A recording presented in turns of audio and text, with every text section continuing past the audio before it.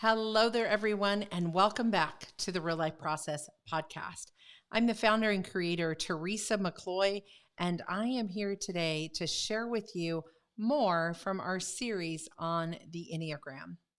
Here at the Real Life Process, we serve others by helping them serve others with their real self, their real life, and their real work. So we certify coaches in our process and help them to serve those that they would like to serve well with the tools that we have here at the Real Life Process. One of those tools is the tool of the Enneagram. And this is a personality tool that I have worked with myself for years and years. Most of our team here at the Real Life Process has used the Enneagram for several years as well. And we help our coaches learn how to use the tool. But you may be here just listening in for your own self, and that is absolutely great. We're going to dive in a little bit more today about the tool of the Enneagram. Now, this particular tool, I started the series last week. You can go back and listen to kind of the intro to this particular series. What's interesting is I actually started my podcast 4 years ago talking only and specifically about the Enneagram. That's how strongly I connect and use this tool, but it is only a tool, a psychological and spiritual tool that you can learn more about yourself through. And today I specifically want to talk about how do you make these discoveries about yourself. Now, years ago, back in the early, 20, 30 years ago, as the Enneagram was becoming popular here in the United States, as it had been brought from kind of around the world through, again, both from the psychological and spiritual sides of things, and came together as the tool that we now know as the Enneagram. Back in those days, many times the Enneagram was shared just verbally. It was something that maybe you might talk through with another person who knew the tool well, but it really wasn't given as a personality assessment. That didn't really start until the 70s and into the 80s, and then really took hold back in the 1990s as people started taking the tool and saying, oh, I could make an assessment out of this. Up to that point, it had just been shown through a very simple diagram, and each of the types were described. There's actually 9 different types on the Enneagram visually. And so I'm going to pause right here and say, if you want to watch this over on our YouTube channel, I'm actually going to be sharing some visuals in that space, but I'm going to be talking through everything. So don't tune out here on the podcast, but you can see this more visually over on YouTube if you would like to hop over there as well. Just go to the Real Life Process on YouTube, search for it, and you'll see. So what happened as these assessments became more in the online space, as the internet became popular and how we could do these types of things, many people developed, many companies and individuals developed an actual assessment that you could take. Like many other personality tools, whether that be the Colby or the Strengths Finders or DISC or Myers-Briggs, all of those are types of personality tools or assessments. I love looking through the lens of the Enneagram because of its connection to not only my head, but my emotions and my heart space and my gut. I believe that those are connected in 3 centers of intelligence that's proven scientifically. And the Enneagram gives me a place to look through all 3 of those centers. Many times we have shut down one of those centers of intelligence. So as we start to discover through a personality tool like the Enneagram, we can find out things about ourselves. Now, personally, one of my favorite Enneagram assessment tools is actually by a friend of mine, Dr. Jerome Wagner from Loyola University. He's now retired from there, but it's called the Wagner Enneagram Personality Styles Scale, WEPSS. We call it the WEPS for short.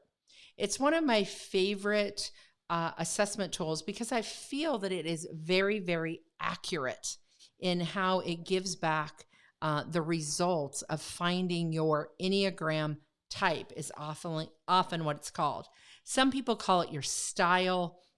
There's different language in the Enneagram world, depending on who the Enneagram teacher was and who you're working with. So just like in other personality tools, there are different people who have become experts in the tool and they teach it in different models or different ways. Now, I've been studying the Enneagram for years, and I really do believe that all of these models are useful, and you have to find the one that kind of fits you and fits the way that it speaks to you in a way. So the tool of the Enneagram is a little bit different in that there's a lot of learning and a lot of growth that you can happen from the tool. And it's not just a box you in. Now, that might strike you strange as you think, well, it's just putting me in a type and telling me what my type is. So isn't it boxing me in? I don't believe it is. I believe it's inviting you through the model that I love called the Harmony Triad model. I believe it's inviting you to a connection of your head, your heart, and your body. And as I said, many times you've shut down one of those and you're disconnected from it.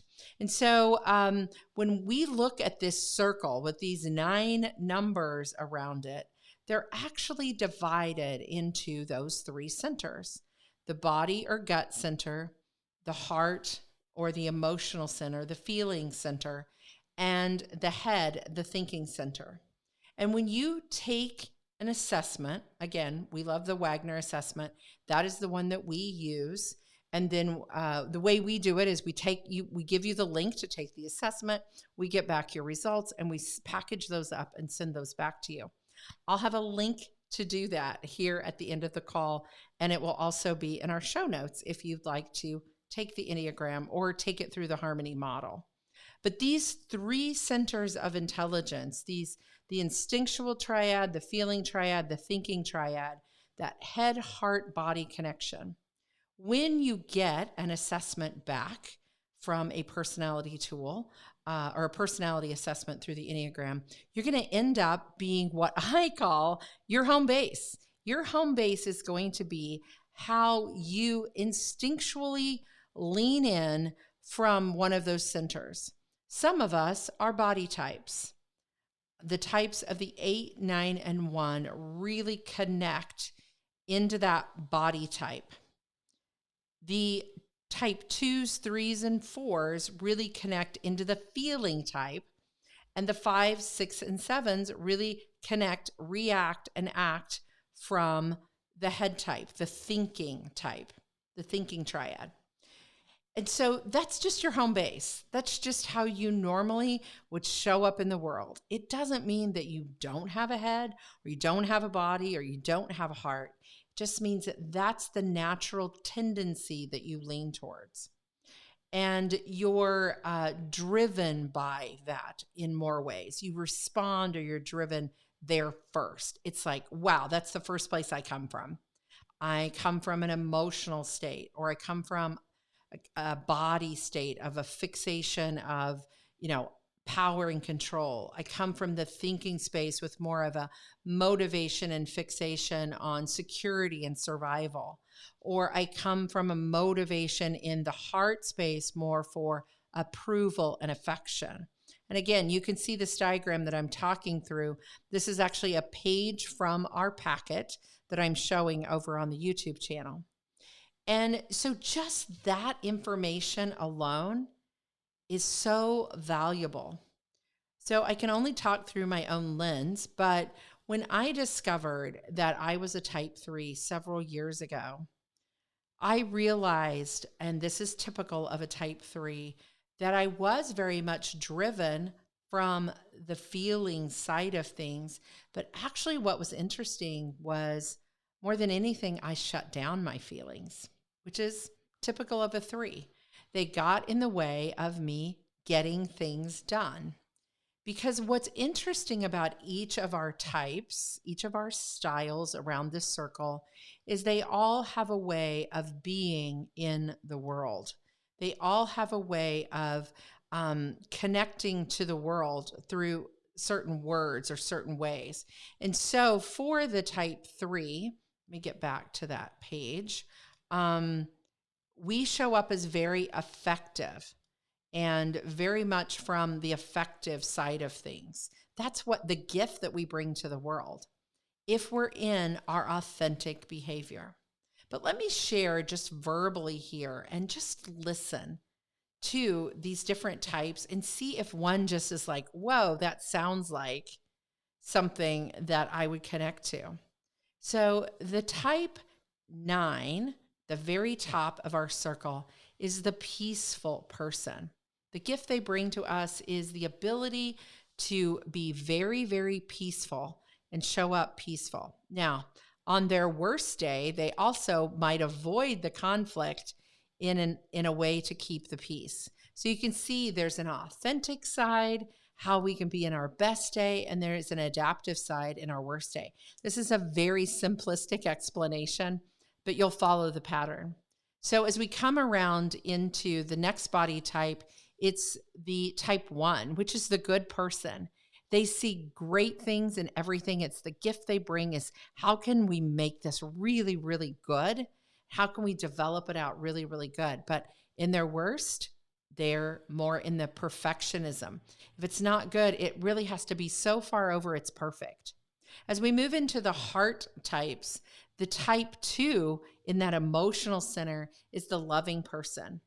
So on their best days, they're loving well. They're doing it without attachment. But on their worst days, they're doing it even to the point of codependency.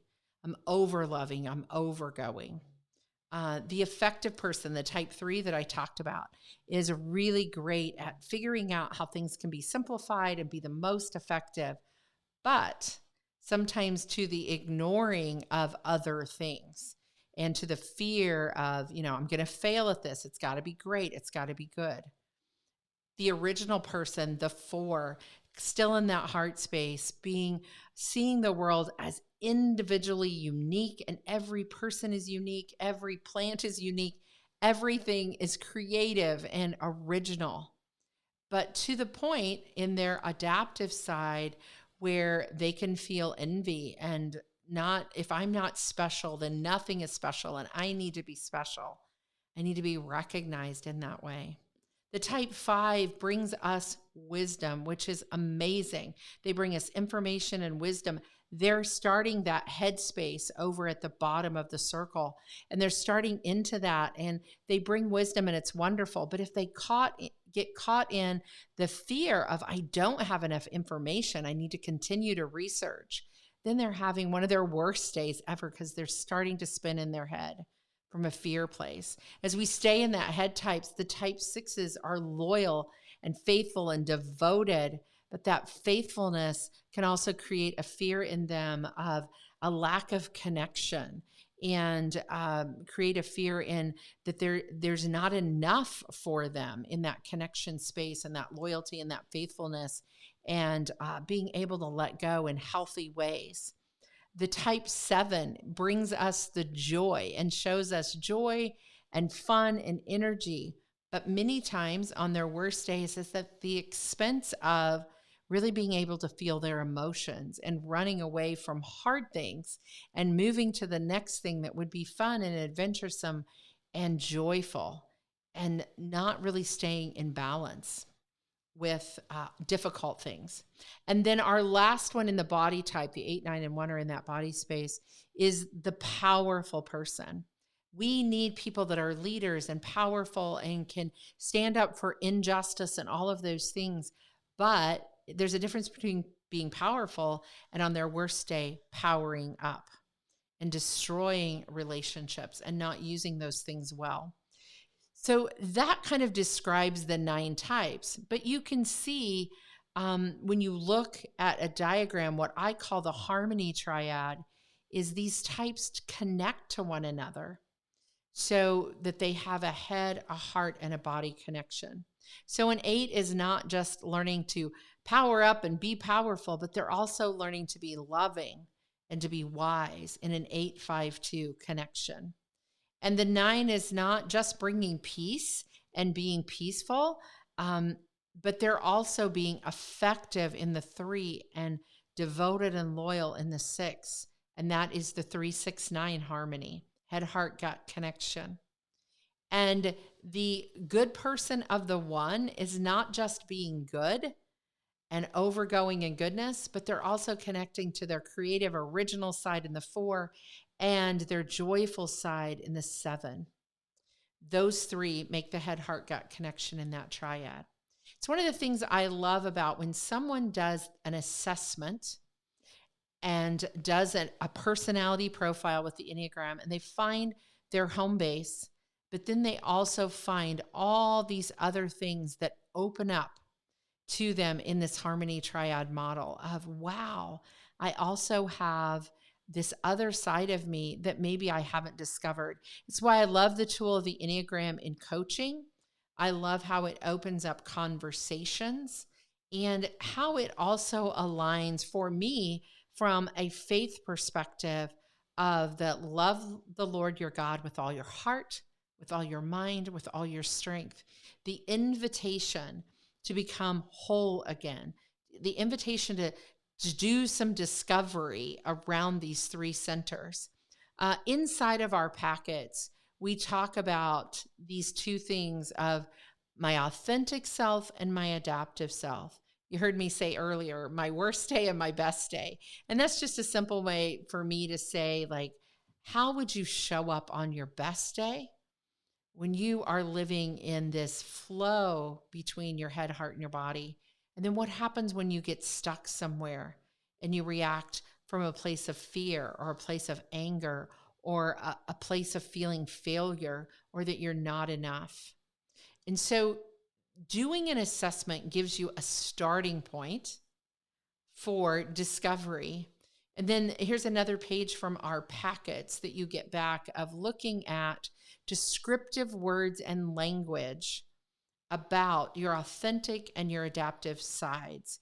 And so through the assessments that we have, then we can work with you and you can work with yourself to discover, like, these are authentic things that I know about myself.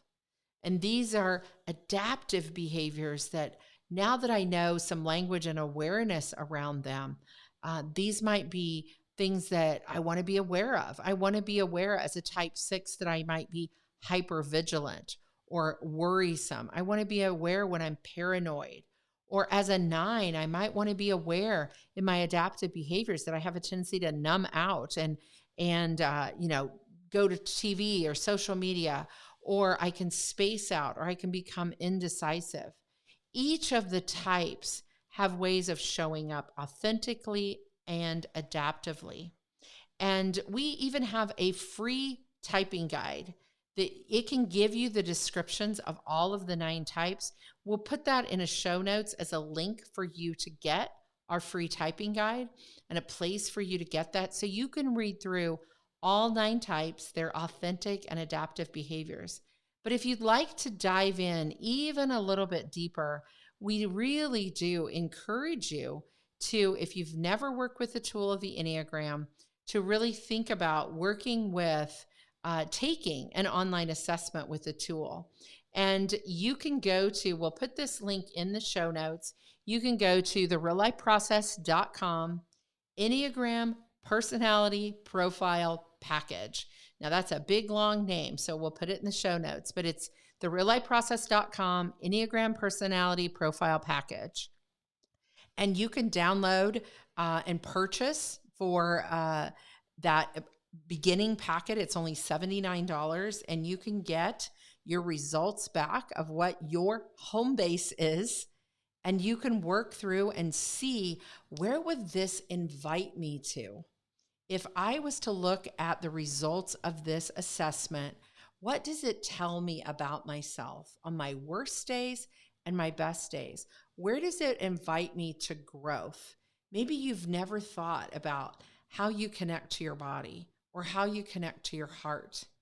I know in my own story, learning that I had really dismissed the loyalty and faithfulness side and the devoted side of who I was, and that I was really putting up walls for a long time of being super close to people, super authentic, of diving in deep in relationships. And I would be really deep in relationships. I always joke and say it's a miracle I've been married for almost 42 years. That's a credit to my husband, because I had a tendency to want to push people away. And I realized that tied to some story from my childhood and from some different things that I needed to go back and, by the grace of God, do some work around to reconnect to that loyalty and faithfulness side of self. And the awareness of how in my 9, in my body space, that I can numb out, that I can check out, and that not to go to the adaptive side of my 9, but go to the authentic side of my body and say, no, I want to have the difficult conversations. I want to not avoid conflict, but I want to lean in and see how we can bring peace to this situation. And that was so needed for me as we journeyed. Even if you know my story, you know my journey with our son that passed away in 2017 from addiction, and just my ability to lean in and have hard conversations because I didn't want to numb out. I didn't want to numb from the situation. And my 3 side of self wanted to show up and wanted to say, I want to fix this. I don't want this to fail.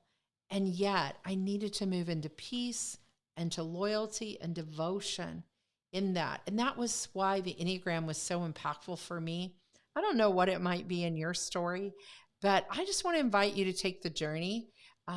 It might or might not be a great tool for you, but I believe God has something in it that might be impactful for you. And if you're a coach, if you're a workshop leader, if you want to be inside of an organization helping people to live out their best real self, discover that, live it out in their real life and their real work, then check out how to be certified with us as a coach and see if that's something that God is leading you to. If that's something you're needing as a tool in your tool belt right now, come check us out. We have cohorts launching all throughout the year that are just 6-week cohorts where you come in and you get certified in our process and you can use it in the work you do. And it includes the tool of the Enneagram. It's an amazing tool that I think it's one of my favorites, as you can see.